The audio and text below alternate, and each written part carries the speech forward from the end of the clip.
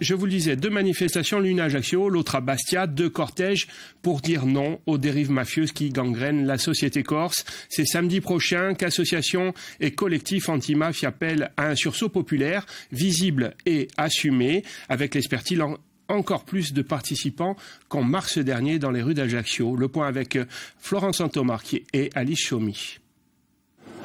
Sur le marché d'Ajaccio ce matin, quelques échanges à propos des manifestations anti-mafia de samedi prochain. Le rendez-vous est connu.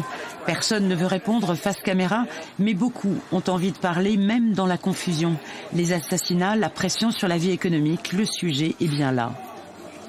Je pense que dans certains bars, quand ils faisaient des soirées, on met un veto, on dit tu fais plus soirée parce que c'est nous qui avons le monopole. C'est une sorte de raquette. Alors ils se taisent. Ils payent, parce que sinon on leur fait ça, c'est possible.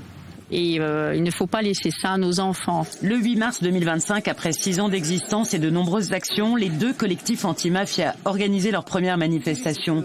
On y avait compté 1500 ou 2000 participants, des habitants et des élus de l'Assemblée de Corse, nationalistes et de droite, et vu un préfet vite reparti, affirmant au mégaphone son dessein d'une nouvelle alliance entre l'État et la Corse. Le traitement du mal, après l'avoir bien cerné, il faut qu'il ait lieu. Le traitement, ça se fait pas seulement par la répression, par la sensibilisation citoyenne, par l'implication de toutes les structures qui sont trop frileuses. Il faut qu'elles prennent leurs responsabilités aujourd'hui.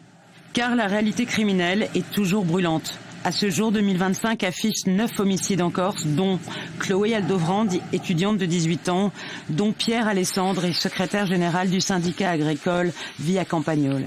Et les incendies d'entreprises se sont multipliés avant et après l'été. Dans ce contexte incessamment répété, la coordination anti-mafia se crée début octobre.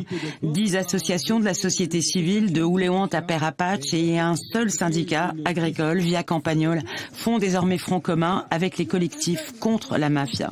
C'est ensemble qu'ils appellent aux manifestations du 15 novembre, première action et nouvel outil pour s'inscrire plus profondément encore dans la société.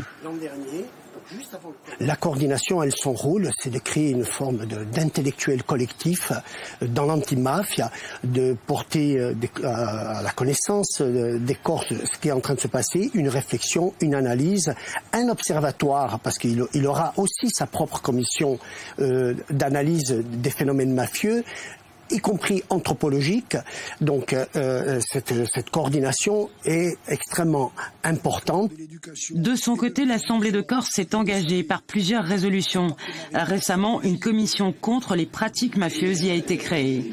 Depuis hier, les appels à rejoindre les manifestations de samedi prochain commencent à se faire connaître.